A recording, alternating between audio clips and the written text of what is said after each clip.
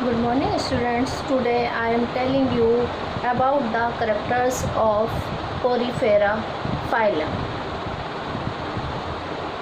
Now first point, these are sedentary means ये चिपके हुए होते हैं. Aquatic animals means water में रहते हैं. Mostly marine, mostly sea या ocean में रहते हैं. A few fresh water occurring singly or in colonies. कुछ फ्रेश वाटर में रहते हैं और कुछ एनिमल्स ऐसे होते हैं जो सिंगल रहते हैं, अदरवाइज़ ये कॉलोनी में रहते हैं. जो फ्रेश वाटर में रहते हैं उसका नेम है, उसकी फैमिली है स्पॉन्जिलिडी और इसका जो एनिमल है स्पॉन्जिला. ठीक है, ये आप प्रैक्टिकल में भी देखेंगे. स्पॉन्जिला फ्रेश वाटर स्पॉन्ज में आता है. बॉडी मल्टी सेल्यूलर मीन्स बहुत सारी सेल्स मिलकर बनाती हैं. With two loosely differentiated means 2 layer, generally 3 layer होती हैं, इसमें 2 लेयर्स होती हैं और जो लूजली अटैच रहती हैं. Germ layers diploblastic means double layer, diplo means double layer इसमें प्रेजेंट होती है. And an intermediate loose aggregation of cells और मीजनकाइम, और दोनों 2 लेयर के बीच में मीजनकाइम सेल्स प्रेजेंट होती हैं जो मीजोडर्म ना बनाकर मीजनकाइम सेल ही हम इसको बोलते हैं. इट मीन्स इसमें एक्टोडर्म होती है, एंडोडर्म होती है और उन दोनों के बीच में मीजनकाइम सेल्स होती हैं.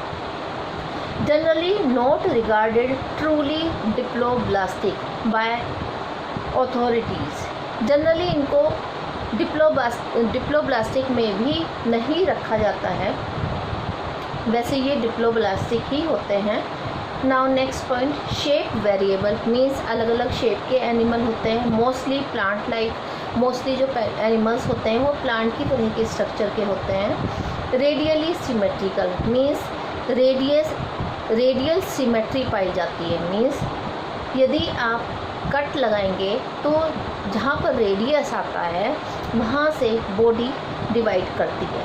और एसिमेट्रिकल, सिमेट्रिकल एसिमेट्रिकल दोनों होते हैं. सम हैव डेफिनिट शेप, कुछ की शेप डेफिनिट होती है जैसे कि यूप्लेक्टेला. यूप्लेक्टेला का कॉमन नेम है वीनस फ्लावर बास्केट. ये बहुत इम्पोर्टेंट एनिमल है जो कि थ्योरी और प्रैक्टिकल दोनों में पूछा जाता है. The surface of the body perforated by numerous minute inhalant apertures.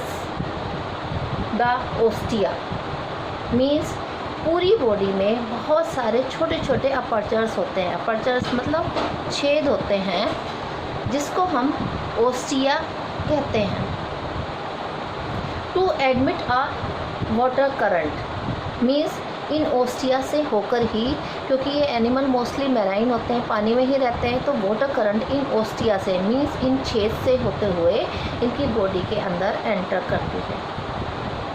Which after circulating through a canal system inside the body.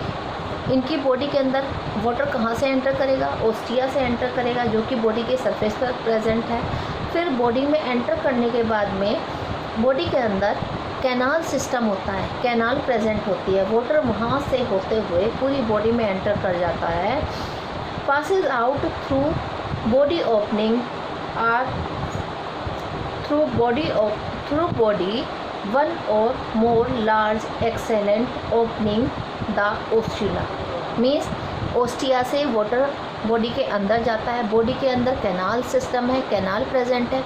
उस कैनाल से होते हुए वाटर करंट ओस्कुलम से बाहर निकल जाता है. ओस्कुलम एक होते हैं या फिर एक से ज़्यादा भी हो सकते हैं. मीन्स जो एग्ज़िट होता है वाटर करंट का वो ओस्कुलम होगा या फिर ओस्कुला होगा. और एंट्रेंस कहाँ से होगी? ओस्टिया से होगी.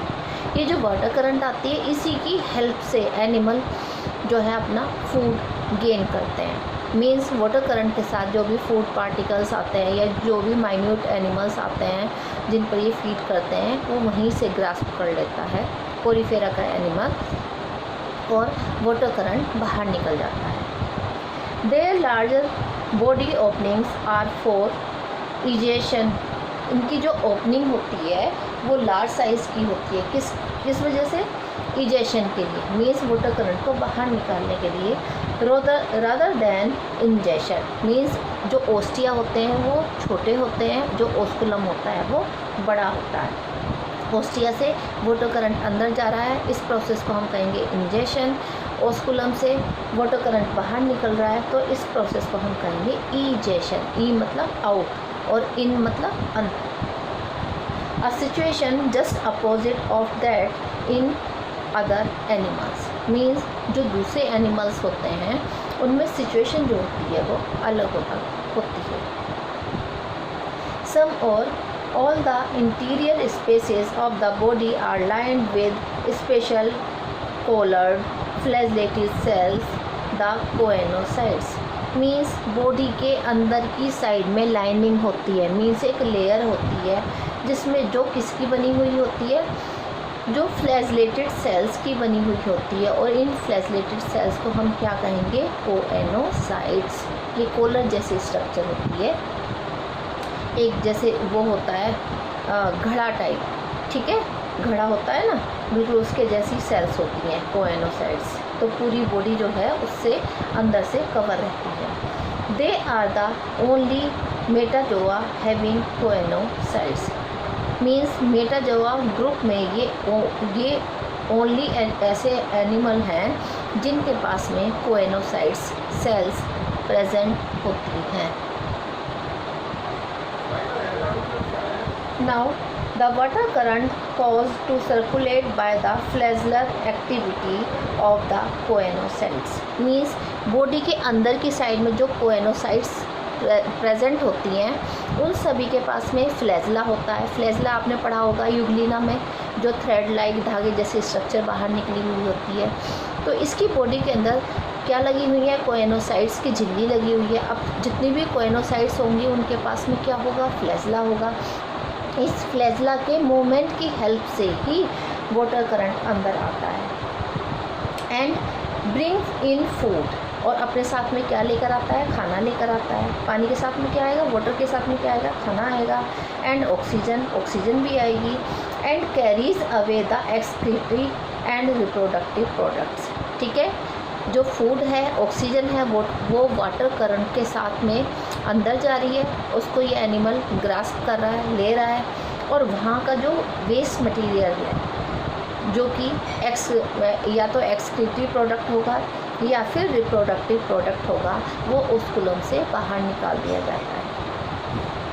Mouth and a digestive cavity are absent, इसका ना तो कोई माउथ होता है ना ही इसकी कोई डाइजेस्टिव कैविटी होती है। मीन्स इसमें प्रॉपर डाइजेस्टिव सिस्टम नहीं होता। The coenocytes ingest minute animals and plants, ये जो कोएनोसाइट सेल्स होती हैं ये क्या इंजेस्ट करती है? वाटर करंट के साथ में जो छोटे छोटे, जो मतलब ऐसे एनिमल जो हमको मतलब आंखों से दिखाई भी नहीं देते, मतलब माइक्रोस्कोप के बिना जिन्हें हम नहीं देख सकते, ऐसे एनिमल या फिर इतने छोटे प्लांट, उनको ये इंजेस्ट करता है। Digestion entirely intracellular as in the protozoa, means digestion इनका बिल्कुल प्रोटोजोन्स एनिमल की तरह ही होता है। ओके, क्योंकि ये ग्रुप किसके बाद में आता है? प्रोटोजोआ के बाद में आता है। फर्स्ट ग्रुप क्या है हमारा? फर्स्ट फाइलम क्या है? प्रोटोजोआ। प्रोटोजोआ के बाद कौन सा फाइलम आता है? पोरीफेरा। तो इसमें डाइजेस्टिव सिस्टम जो है इसमें भी डेवलप नहीं है। तो डाइजेशन किसकी तरह होगा? प्रोटोजोन्स की तरह होगा। दे आर बायोफिल्ट्रेटर, इनको हम बायोफिल्ट्रेटर भी कह सकते हैं। The skeleton is internal content in the mesenchyme and made of separate crystalline calcareous और सिलीशियस स्पिक्यूल्स, मीन्स इनके पास जो स्केलेटन है वो इंटरनल है, मीन्स बॉडी के अंदर की साइड में स्केलेटन प्रेजेंट है और कहाँ पर प्रेजेंट है, जो 2 लेयर हैं उनके बीच में जो मेसेंकाइम सेल्स हैं ये स्केलेटन वहाँ पर प्रेजेंट है।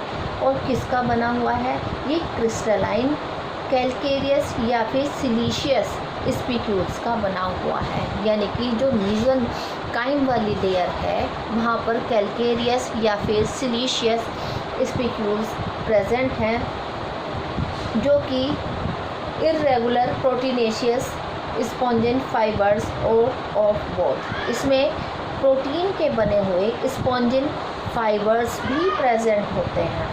कुछ एनिमल्स ऐसे होंगे जिनका स्केलेटन कैल्केरियस होगा, कुछ एनिमल्स ऐसे होंगे जिनका स्केलेटन सिलीशियस होगा, और कुछ एनिमल्स में स्पॉन्जिन फाइबर्स प्रेजेंट होंगे, या कुछ एनिमल्स ऐसे होंगे जिसमें दोनों चीज़ें प्रेजेंट होंगी, या तो कैल्केरियस स्केलेटन और स्पॉन्जिन फाइबर दोनों प्रेजेंट होंगे, या फिर सिलीशियस स्पिक्यूल्स और स्पॉन्जिन फाइबर दोनों प्रेजेंट होंगे। समटाइम्स फॉरेन पार्टिकल्स में आल्सो बी प्रेजेंट। कई बार फॉरेन पार्टिकल्स भी इसमें एंटर कर जाते हैं।